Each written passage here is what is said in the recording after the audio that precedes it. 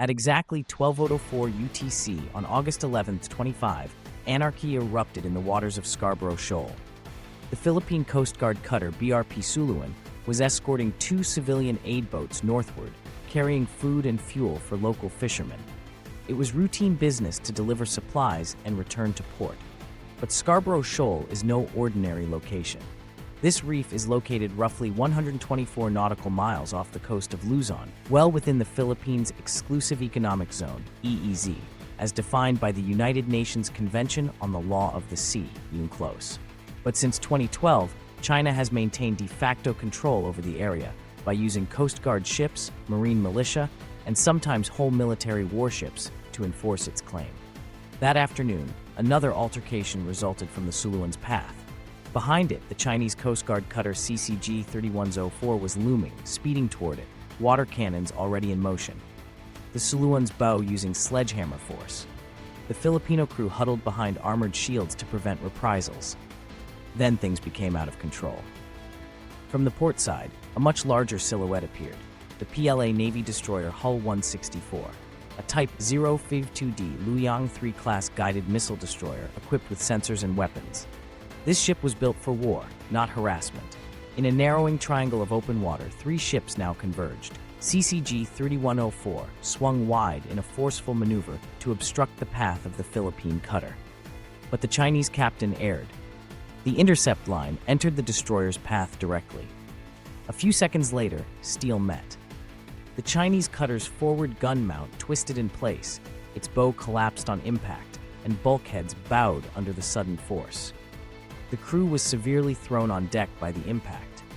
Though the destroyer only sustained deep scratches along her port plating, the shock echoed through the hull.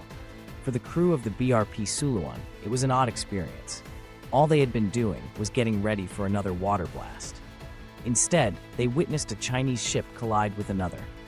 Amid the immediate chaos, the Philippine cutter assisted on multiple occasions in the aftermath, including medical personnel, search and rescue, and damage control. None of the transmissions received a response. With a slow retreat, the destroyer focused on assessing the hull. The crippled Coast Guard cutter sat low in the water, its bow half submerged and therefore unseaworthy. The Philippine Coast Guard spokesperson, Commodore J. Tariella, condemned the incident as reckless and a flagrant violation of the International Regulations for Preventing Collisions at Sea, or COEL regs. He underlined that life on board all three vessels had been in danger and that Manila's offers of aid had been rejected for political reasons. We immediately extended medical and search and rescue assistance. They said no. It says a lot.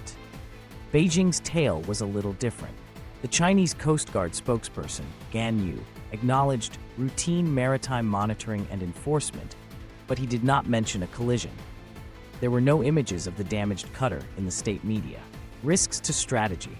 Scarborough Shoal is a chess piece in one of the most contested waterways, despite the fact that it looks like a tiny ring of reefs.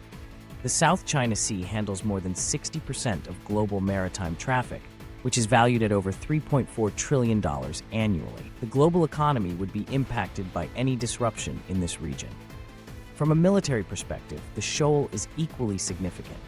China has already constructed runways, radars, and missile batteries on man-made islands in the Spratly Chain. Beijing would get even closer to the Philippine mainland if Scarborough were militarized. Manila's UNCLOS rights are reaffirmed with each patrol. Beijing uses every interception to maintain control and bolster its presence on the ocean, regardless of international decisions. Warfare in the gray zone. This incident falls under what experts refer to as gray zone tactics, which use non-lethal weapons like rams, water cannons, and lasers to establish dominance without starting a full-scale conflict. Chinese troops have harassed fishing vessels, blocked resupply routes, and used lasers to blind sailors. However, the August 11th collision demonstrated how quickly such tactics can go awry, causing damage to their own ships this time. Silence is powerful. There was silence in diplomatic channels. There was no coordinated public statement, no hotline contact, and no single investigation. The silence was as enlightening to onlookers outside as the actual crash.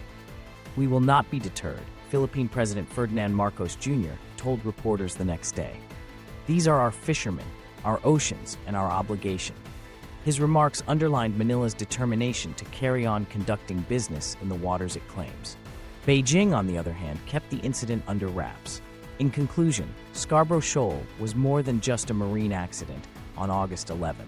It served as a reminder that even well-planned gray zone maneuvers could go wrong. A Philippine patrol ship left as a witness. One Chinese warship was crippled, and another was humiliated. Decades of near misses have occurred in the South China Sea. Ships cutting across bows, fishing boats slamming, jets buzzing cockpits. However, the danger seldom emanates from within. This time, it did. It also highlighted a dangerous fact. In disputed waters, where feelings are high and regulations are unclear, human error may pose a greater threat than the enemy. Despite Beijing's efforts to keep the August 11 collision under wraps, news of it spread quickly throughout the region. The Philippine Coast Guard stepped up its version of events in Manila, releasing radio transcripts and crew member testimonies from the BRP Suluan. The Philippine account gained support globally because it appeared realistic and consistent with years of Chinese harassment at sea, even though no high-resolution photos of the actual hit were released. Meanwhile, Washington paid close attention. Since 1951, the United States and the Philippines have maintained a mutual defense treaty. American officials from the State Department and the Pentagon have repeatedly warned in recent years that any armed attack on Philippine vessels in the South China Sea could lead to treaty obligations. Washington observers perceived this encounter as dangerously close to crossing that boundary, even though there was no gunfire or missile attacks. Over the region, the Pentagon covertly asked for additional surveillance aircraft, and one The next day, open-source flight trackers showed a Navy P-8A Poseidon surveillance plane orbiting close to Luzon. Australia and Japan also expressed concern. Tokyo, a city that heavily depends on shipping lanes in the South China Sea, described the incident as an example of how unstable maritime safety has become in the area. Reiterating these remarks, Canberra urged all parties to act responsibly and in accordance with international law. Although neither nation specifically mentioned China, the implication was obvious. ASEAN, on the other hand, stayed quiet. Because member nations like Cambodia and Laos are reluctant to publicly criticize Beijing, the regional group has long had difficulty reaching an agreement on the South China Sea issue. However, diplomats in Singapore, Kuala Lumpur, and Hanoi acknowledged behind closed doors that the August 11 incident had caused anxiety. What chance did smaller Southeast Asian navies have of safely navigating those waters if China's own ships could collide during an interception? Historical precedents. To understand why the tragedy resonated so profoundly, one has to look back at the history of Scarborough Shoal. In April 2012, a heated standoff ensued when Philippine police attempted to arrest Chinese fishermen collecting endangered species near the reef. Chinese maritime surveillance vessels intervened, stopping the arrests. What followed was weeks of brinkmanship at sea, with dozens of ships circling the shoal in a maritime chess match. Ultimately, U.S. diplomacy led to a putative mutual withdrawal, but while Manila pulled back, Beijing did not. Since then, Chinese vessels have maintained an almost permanent presence, thereby wresting control of the shoal without firing a shot. The Philippines prevailed in a landmark case at The Hague's Permanent Court of Arbitration in 2016. The panel reaffirmed that Scarborough Shoal belonged in the Philippines' EEZ and declared China's broad 9-line claim to be illegal under UNCLOS. Beijing categorically denounced the decision as null and void. Manila has since established its rights through sporadic patrols and humanitarian missions, but has encountered more resistance.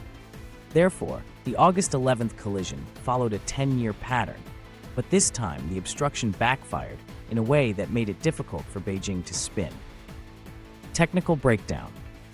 The dangers of gray zone maneuvers were highlighted by naval experts who were looking into the incident.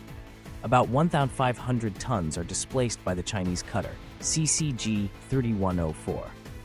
Although it is lightweight in comparison to warships, its twin diesels allow it to reach a top speed of about 22 knots, which is sufficient for patrol missions.